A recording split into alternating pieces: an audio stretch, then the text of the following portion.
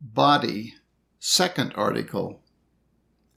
At last year's association, there was read and discussed a paper on the subject of body.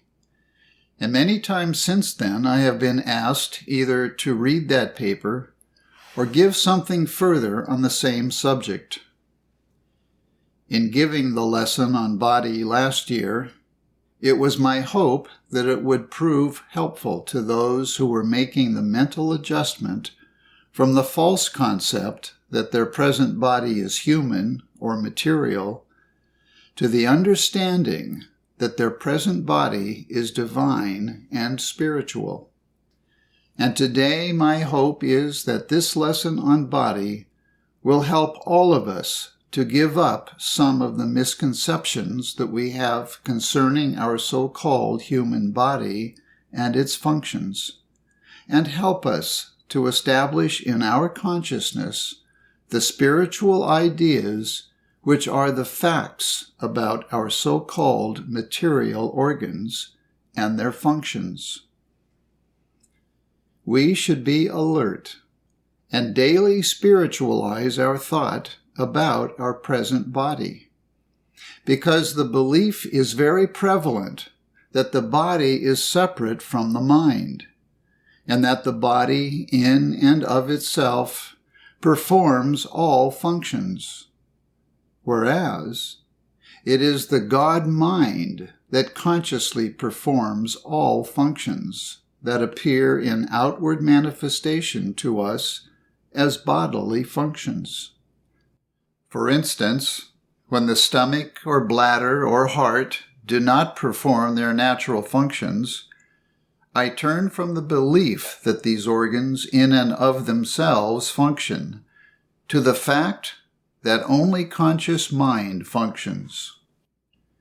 Many of us fail to make practical the fact that our present mind is not in our body, but our present body is embraced in our mind.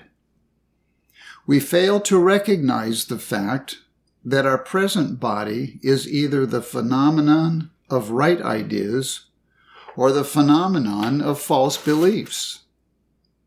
And we fail to recognize the fact that we, individually, govern our own body and delineate upon it either right ideas or false beliefs, whichever we are entertaining in consciousness.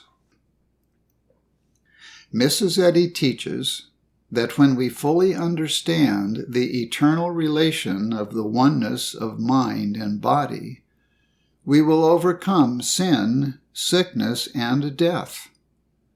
But to accomplish this overcoming, we must understand the divine fact of our present mind and body as being one entity. The student of Christian Science recognizes the supreme value of a correct sense of his present body.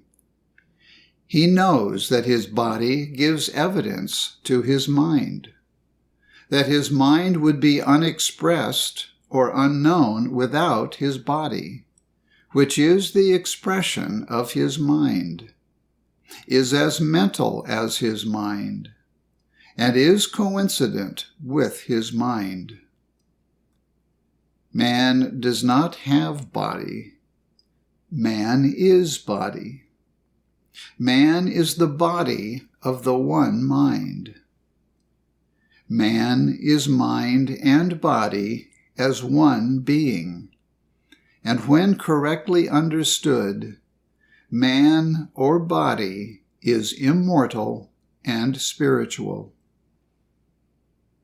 The body I am here and now, which I refer to as my body, when correctly understood, is wholly good and spiritual, because it is the embodiment of the one God, mind.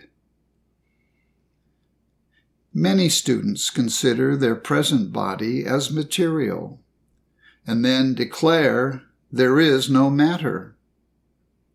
Or they believe their present body is material, and for that reason they try to get rid of it. But what appears to us as a matter body is a spiritual fact imperfectly known. We do not want to get rid of body, but know it as it is. Our present body is now just as God made it, and is mental and spiritual. Our present body identifies our God mind, and is as eternal as mind. It is only our false material sense of body that needs to be corrected. Our so-called human body seems to be finite and material. But when correctly understood, according to the revelation of divine science, our so-called human body is spiritual and is the only body at hand. We understand that the so-called human body and all its functions are divine facts and divine operations expressed. And if they appear human or material to us, it is because they are seen through the lens of false material sense, or because of our ignorance of spiritual facts and of spiritual operations at hand. We understand in Christian Science that anything that exists can never be matter, because matter does not exist as something, but as false appearance only. Matter is never substantive, neither does it fill space. So-called matter is misconception or belief only. When correctly understood, anything that fills space and is substantive is mind or spirit, being, and the false appearance of that thing, which is called matter, is mortal mind's false estimate of that thing. What appears to be material body is the so-called mortal mind's mistaken sense, or the caricature of the divine body, and is but our ignorance of the spiritual fact of body at hand. Because of material sense, we do not see the fact of body in its fullness and completeness. We see the spiritual fact of body as it really is, to the degree that we have spiritualized our thought. In other words, we see the fact of body according to our present comprehension of the fact of body. These varying degrees of understanding are our human concepts of the fact of body, and we shall always see our highest human concept of the divine fact until we have sufficiently spiritualized our thought to see the spiritual body. Matter is never other than a deceptive appearance, whereas our highest human concept of body is the result of some degree of spiritualized thought. In Christian Science, our highest human concept of present body is always based on the fact that our present body has its origin in divine mind and is the identity of mind, no matter how it appears. Hence, it is a spiritual body and the only body at hand, and can never be destroyed. We never consider our present so-called human body as having its source and origin in the human mind, but we fulfill our concept of our present body through spiritualization of thought by which the divine body appears to us as a better human body, until full spiritualization is attained and body is known in its true depict. Jesus did not destroy the withered hand. He proved it to be the divine idea present and incapable of destruction. Our human body is never other than the divine body at hand. But we know and see it better as we spiritualize our thought and deny the material sense or ignorance of body. We have body humanly because body exists in this place divinely. And as we more clearly understand that all there is to our human concept of body is the divine idea or fact at hand, then our human body will more clearly approximate the divine facts of body.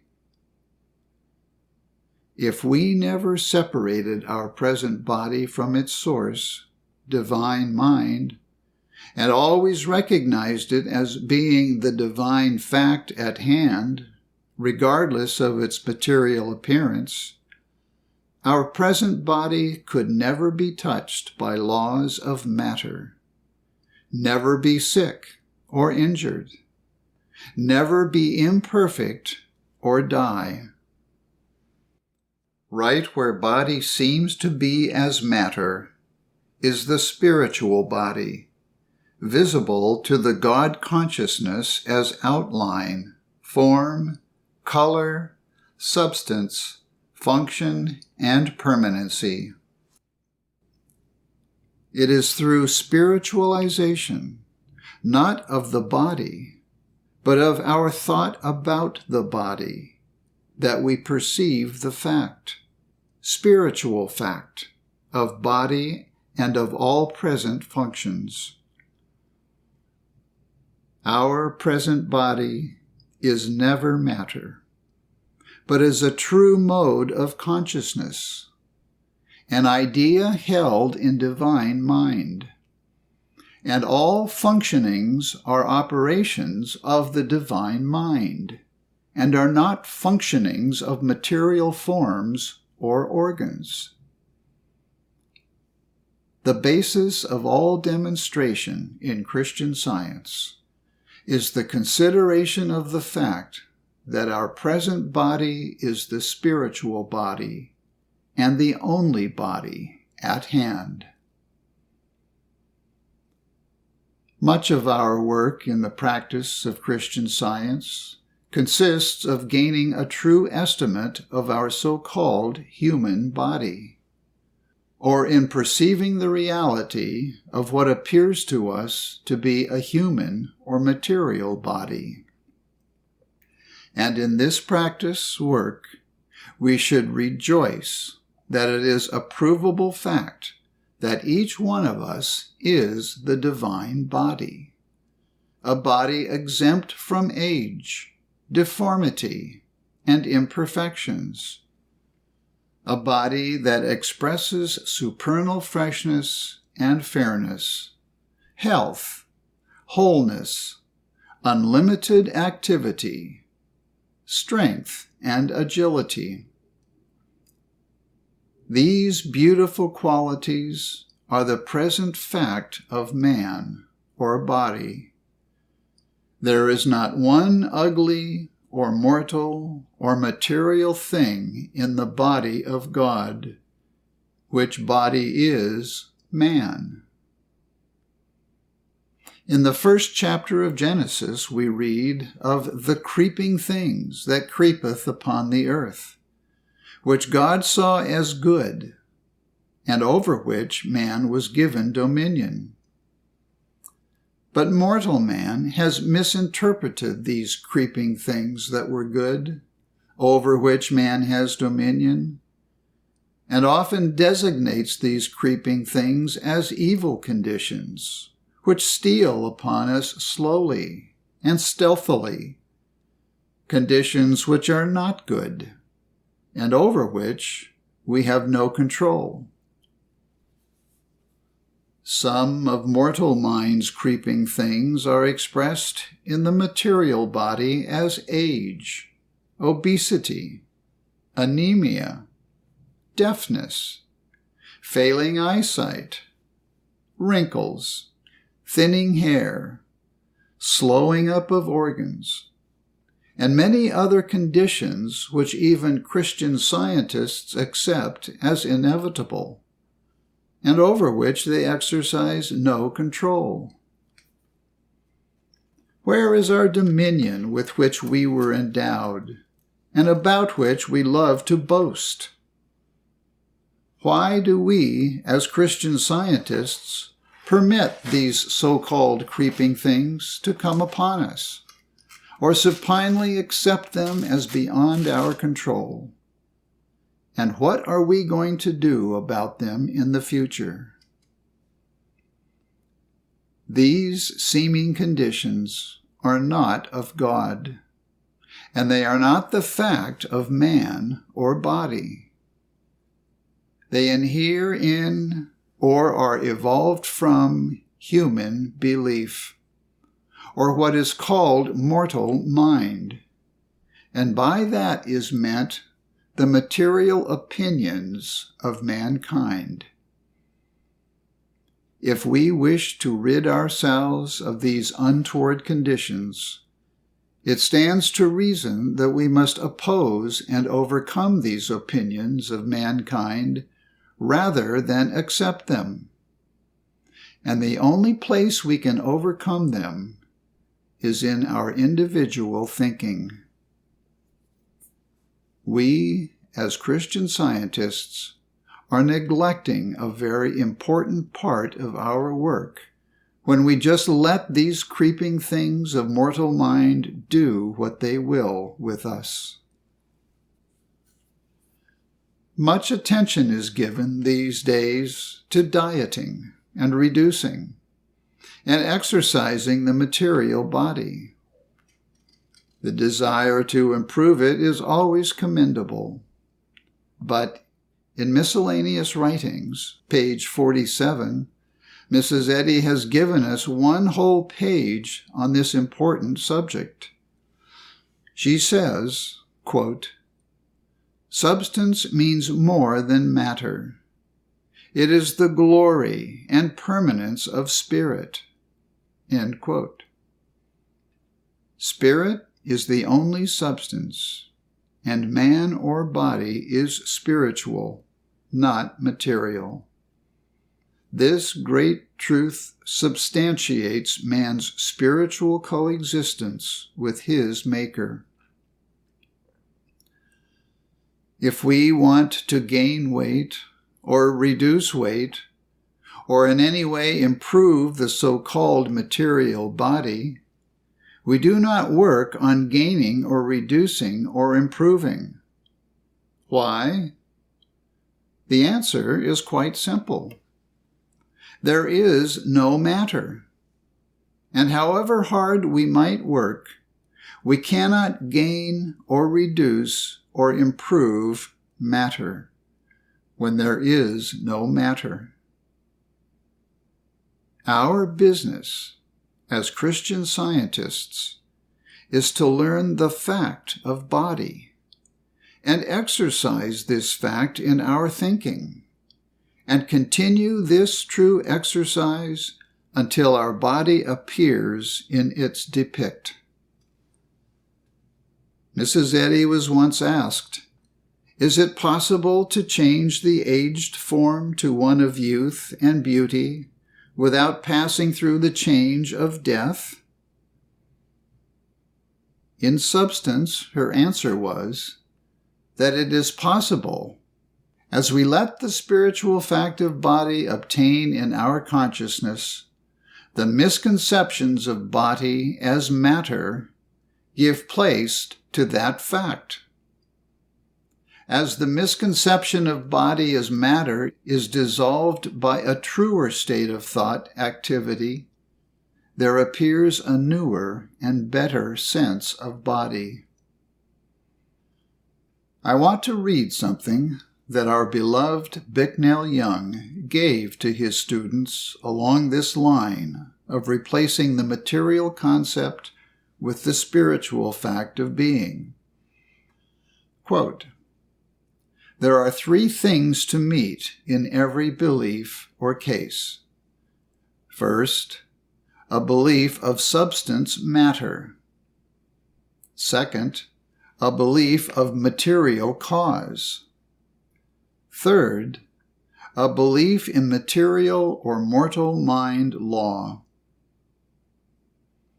Every treatment must know that the government of principle is the activity of operative cause. It is the energy emanating from the right thought.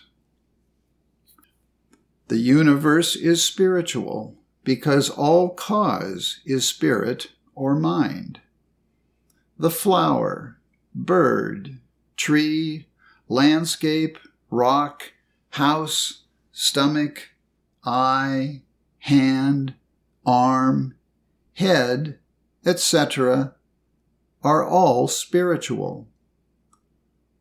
Mortals placing substance, cause, law as matter and material, of necessity, therefore, view things from a material point of view.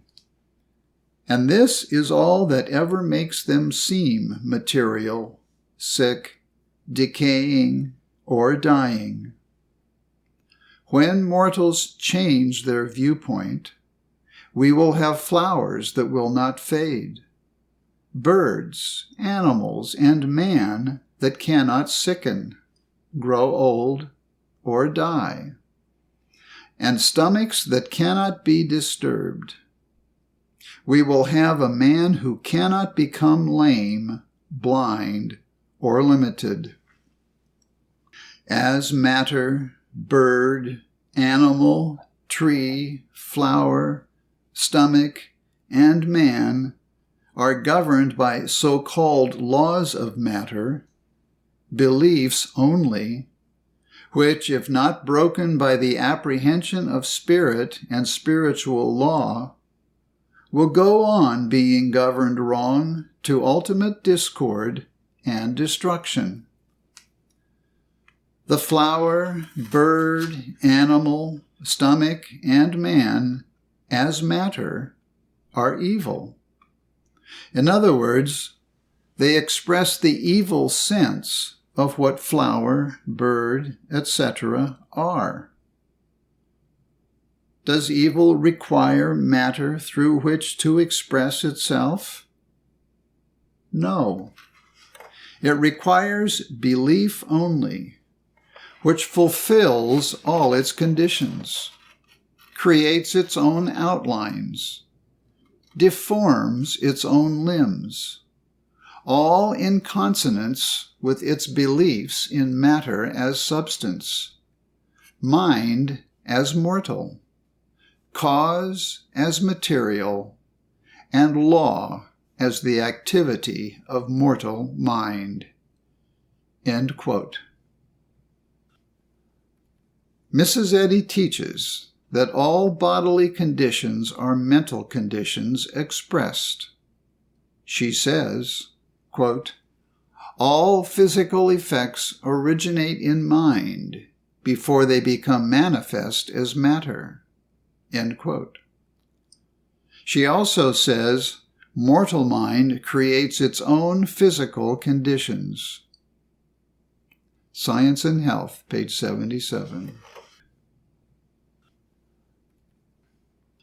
A Christian Scientist knows that the physical conditions seen in his body are formed by his mind, and that in order to have a harmonious body, he must have a harmonious mind. Are we aware of how much of the time our mind is fretting itself, or is in a state of fear or anxious thought? How much of the time our so-called mind is disturbed and dissatisfied? How unaware our mind is of the spiritual facts that make up our present existence? All these mental conditions are expressed outwardly as physical or bodily conditions. Students of Christian Science are very prone to try to correct their personal inharmonies by correcting them in the body, just as materia medica does. They believe their physical inharmonies are formed in and of the body because they see in their body the images of the mind, and they think these images have their source in the body instead of the mind. So-called mortal consciousness endows the body with a sense of life. But there is no life in the false mortal concept that we call body. Our life is what we are alive to, and we are alive to that of which we are conscious. If we are conscious of seeing, feeling, hearing, smelling, and tasting material things, then we are alive only to the testimony of the five senses and to the thoughts about such testimony. But when we understand and prove that we see, hear, smell, and taste only our own thoughts, then we can control our consciousness and control our sense life, and thereby overcome all so-called bodily conditions, even to the overcoming of death.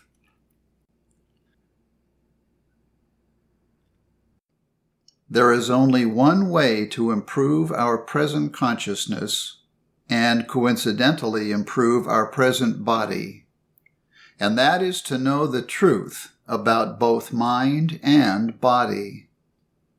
As we hold the vision of the grandeur of reality, we renew our present bodies by the transformation of our mind.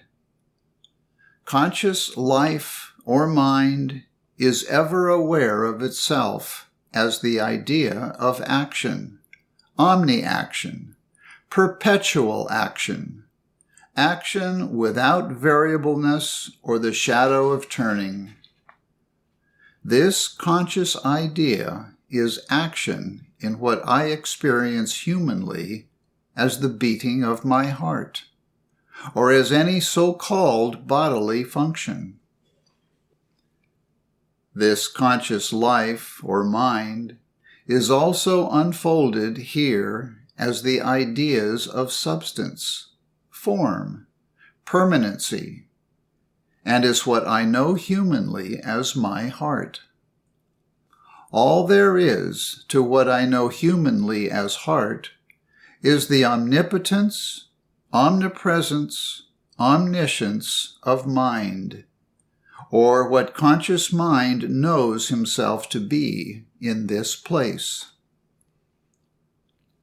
This one infinite, particular idea, which conscious life or mind is, as himself, is the one and only heart. Every individual's heart is the one heart in expression. So what I call my heart is the God heart, the only heart, and it cannot fail. It is the heart in the mind of God, manifested in man or body. If we fully understand that what seem to us to be material organs, functioning in and of themselves, are instead divine ideas in operation, we could never again have an evil material sense of our stomach as a vacuum, as finite, and limited and bounded. We understand stomach as what mind is consciously being, and as idea. It is ever manifesting the functions or conscious operations of mind, such as power, action, form, substance. What we call stomach secretions are what conscious mind is being to himself.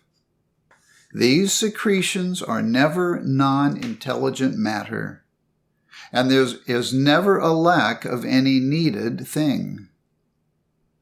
Stomach is the omnipotent, omniscient, and omnipresent being in particular expression.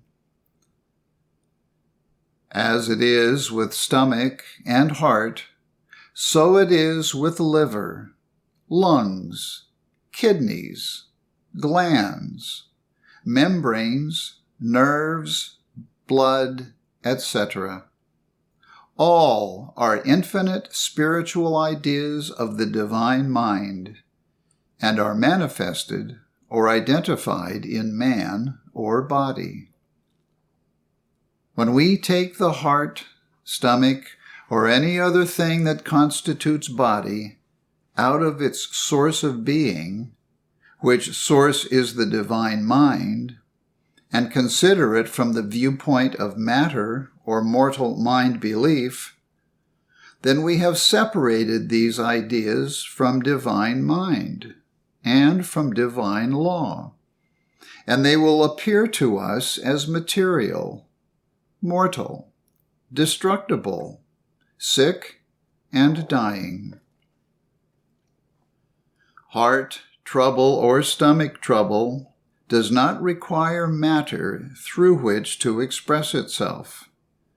It requires belief only.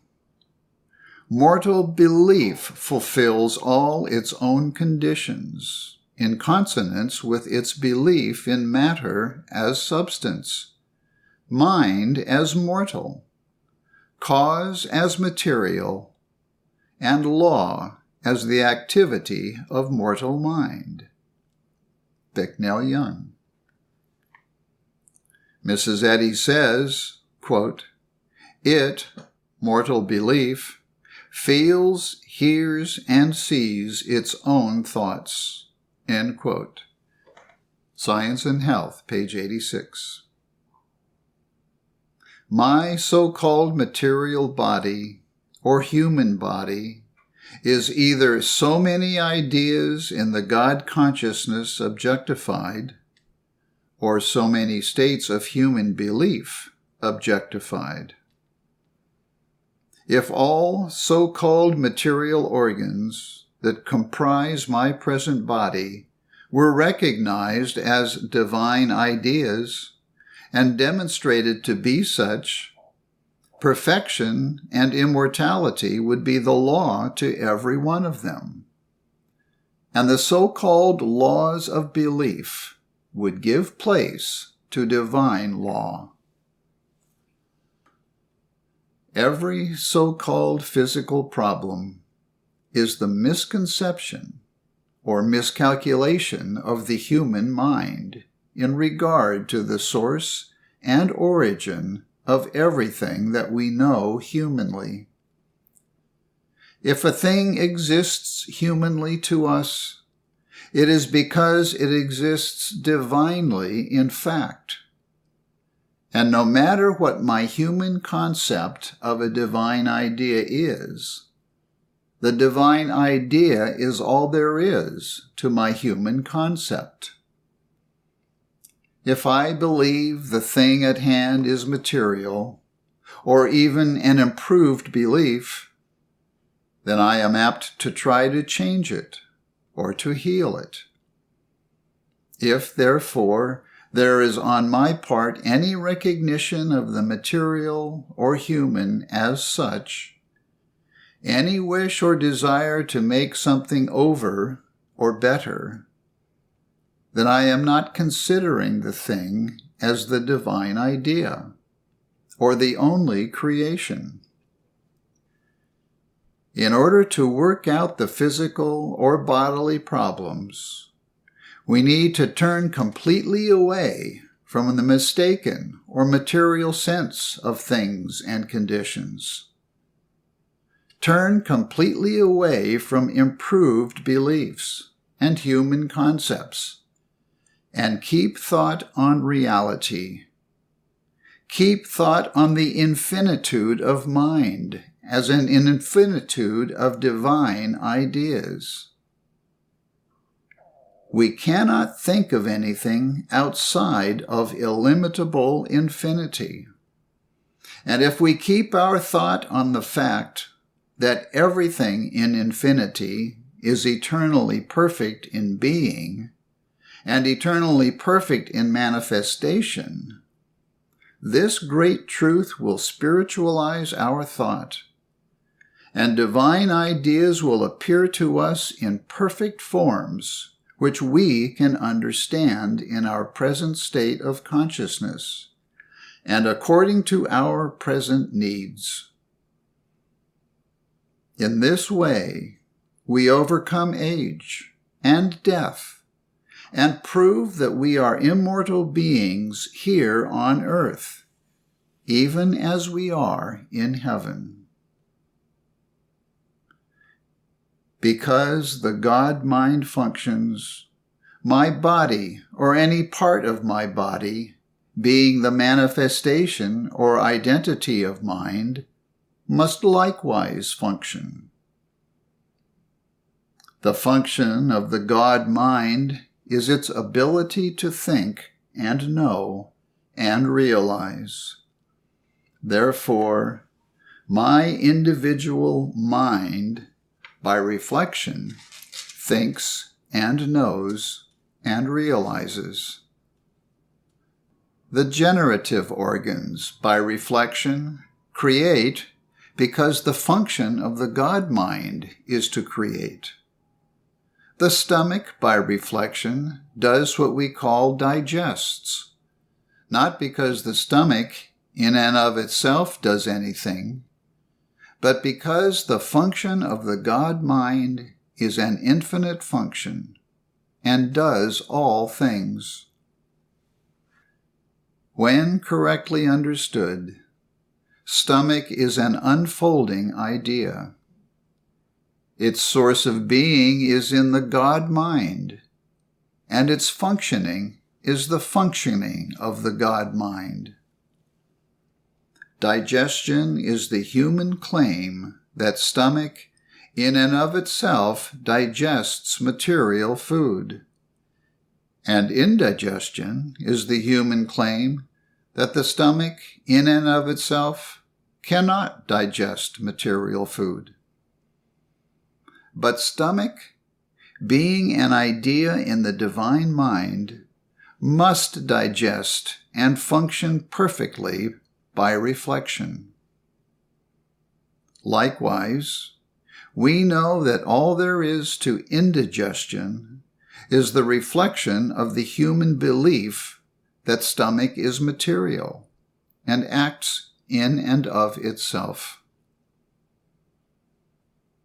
The normal functions of my body are merely my highest concepts of the unfolding ideas of the God-mind. The normal functions of my body are the phenomena of the unfolding ideas in my consciousness, and are the coincidence of the human functionings with the divine functions. The abnormal functions of my body are the phenomena of my false beliefs, which are the reverse of the unfolding ideas in my consciousness. For instance, pain is the phenomenon of my false beliefs which I entertain in consciousness, instead of entertaining the idea, harmony, of the God-mind. Secretions. Since there is but one organ, there is but one secretion, and this one secretion is reflected as so-called bodily secretions. The secretions of the glands, the liver, the mucous membrane, etc., are very necessary to our human existence. These various secretions are the various manifestations of the one secretion, which, when correctly understood, is the God mind unfolding infinitely as an infinite spiritual idea. When we fully understand that what we know humanly as secretion is a divine idea, ever functioning perfectly, then we shall cease looking to the kidneys, the liver, or the mucous membranes as something in and of themselves, when there seems to be too much or too little secretion. Humanly speaking, the function of the liver, the glands, and the mucous membrane is to secrete. And when we understand that these secretions are not matter, or in or of matter, but are unfolding spiritual conscious ideas, there will never be too much or too little secretion. Our so-called bodily secretions are perfect and act in accord with the divine idea. This fact, understood, is law to the outward and actual phenomenon of secretion. Morbid secretions. The secretions of the glands and mucous membranes are necessary to our present human existence. Today, there is too much said about morbid secretions, and how morbid secretions inflame the nerves and render inactive the functions of the body. But we are to remember that there is only one secretion, and this one is the unfolding idea of the God mind, and the claim of morbid secretion cannot be formed by this conscious mind. A morbid secretion is never a claim about the activity of the one secretion, but is a claim of our entertaining false beliefs, a morbid condition of thought, or a thought that is not active as truth. It is a claim of the inability to behold God's idea. This morbid state of thought is usually the result of criticism, condemnation, worry, fear, within our own thought, and is reflected or identified as an inactive or morbid state of existence. Circulation. The circulation of the blood is considered the vital function of our present body, because blood is supposed to nourish and sustain all parts of the human body. Blood needs to circulate humanly, because blood, when correctly understood, is the conscious substance and action of all that constitutes body. When we think of blood correctly, we think of it as being the conscious omnipresence of mind, or life, the active, conscious substance of all things. Then blood could not know itself in a state of separation. A part of the blood which is called red corpuscles could not go to the interior of the body and leave the blood in a depleted condition, as in pernicious anemia. Red corpuscles belong to the blood, and blood, being an infinite spiritual idea, is always intact eternally. Blood could not know itself as divisible and experience a loss of a part of itself, as in the hemorrhage or excessive flowing. Blood, as spiritual idea, reflects infinite love and harmony. And in the claim of hemorrhage, we must know that the only flowing there is the perpetual operation or flowing of divine love. The belief in my thought that conscious love can stop operating or flowing permits the belief that blood as matter began to flow and is now passing away. Faculty.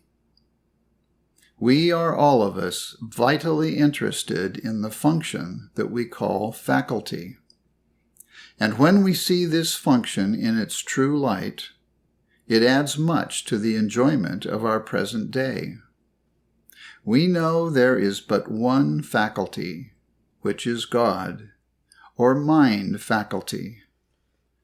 This faculty, functioning as thinking, seeing, knowing, evidencing itself, understanding itself, seeing itself, this one faculty is enough for everyone. But belief claims 5 faculties. This multiplicity of the one faculty is the phenomenon. The unfolding idea, or the one faculty, is objectified as seeing, hearing, feeling, tasting, smelling.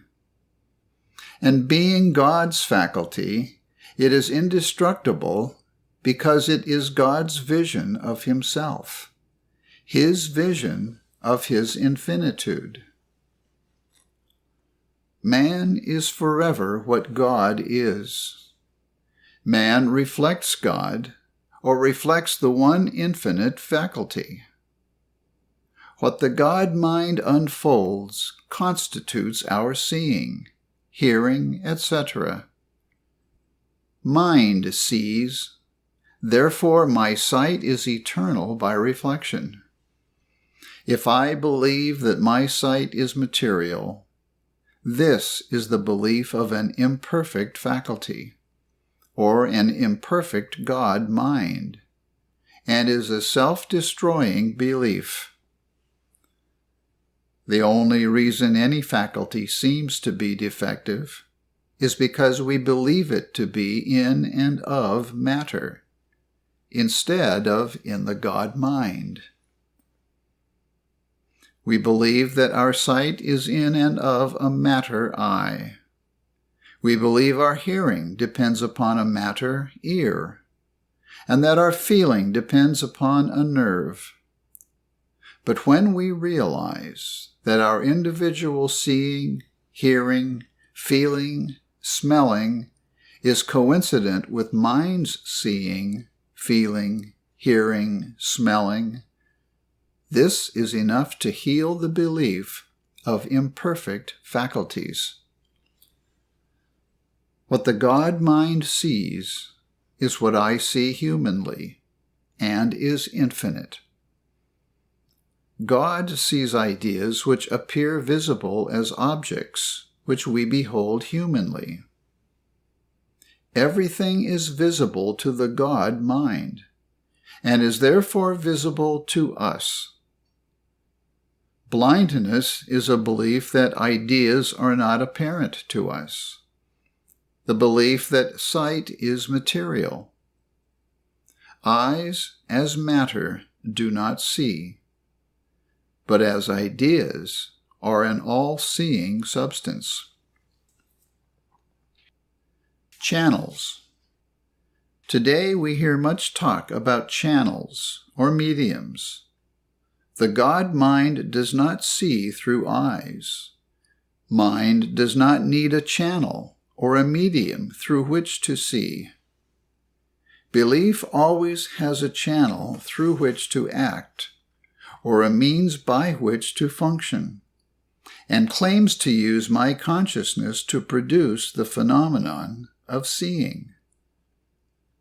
The belief that I see through my eyes is a belief called mediumship in a general sense. There is the belief that a nerve is a channel or a medium through which there is activity or sensation, a means of seeing, hearing, and feeling. Nerves of themselves do not see nor feel. Nerves exist as idea. Paralysis of the nerve is merely the phenomenon of the belief that nerves are material and have sensation in and of themselves. God does not have anything to work with but ideas, and He does not use them as channels or as a means. He imparts His ideas to us. According to the human belief, nerves are the channels or the medium of all activity, all functions, all sensation.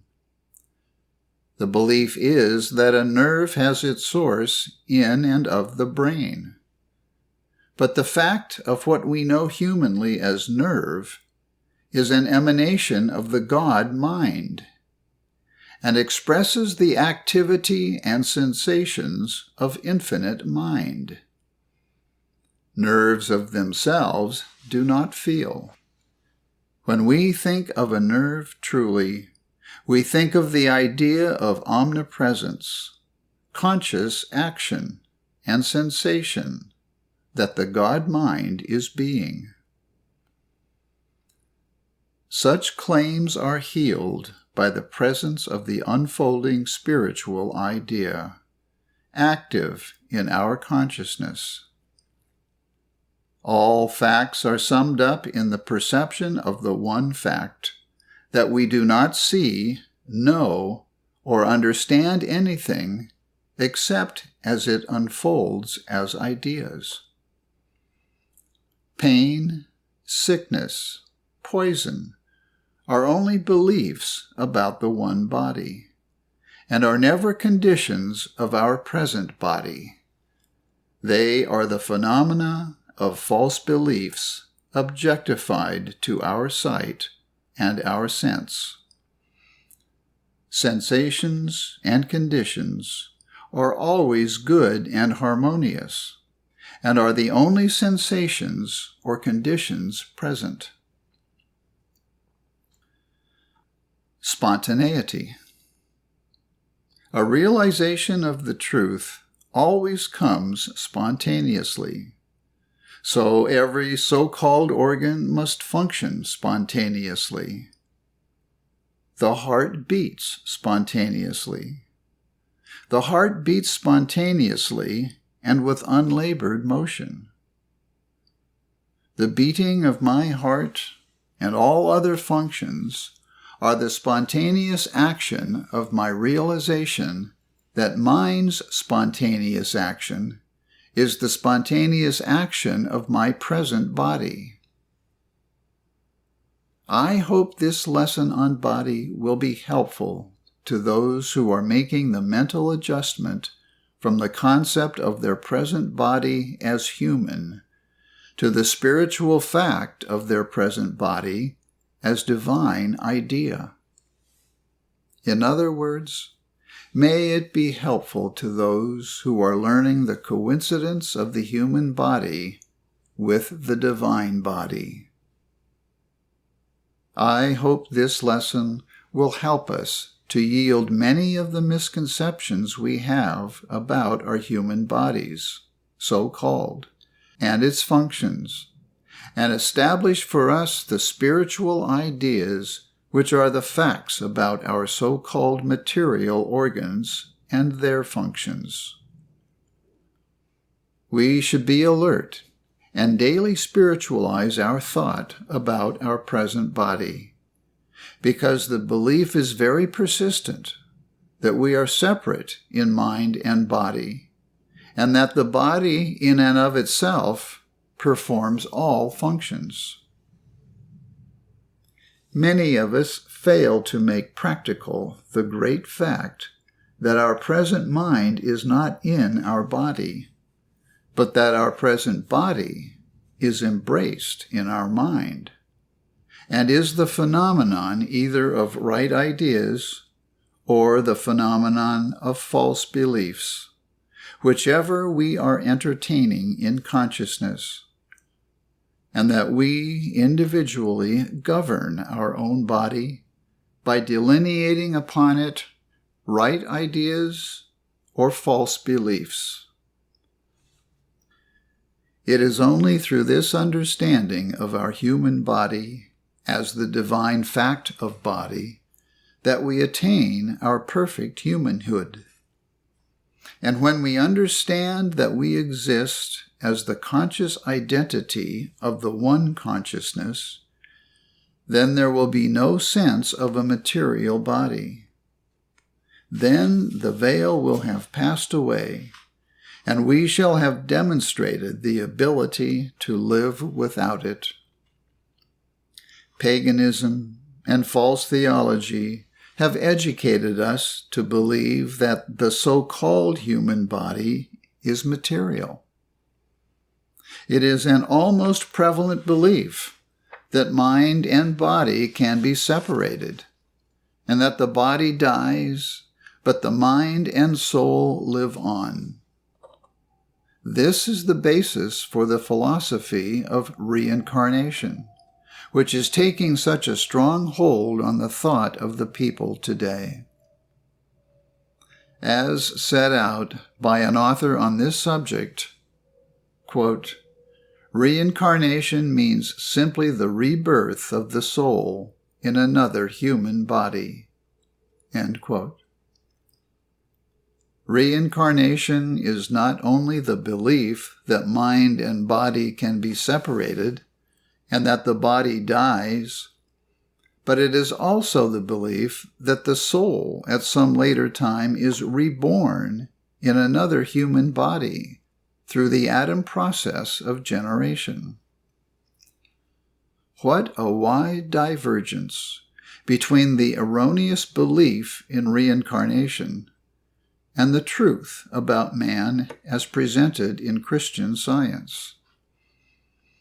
Mrs. Eddy teaches that when we fully understand the eternal relation of the oneness of mind and body, we shall overcome sin, sickness, and death.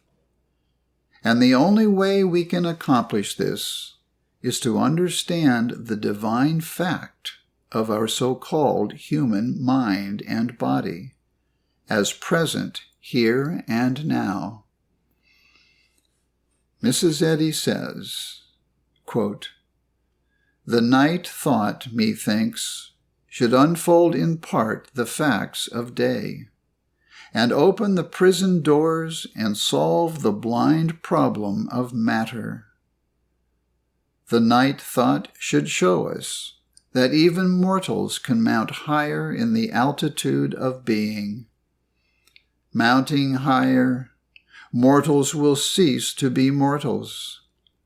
Christ will have led captivity captive, and immortality will have been brought to light." End quote. Miscellany, page 110.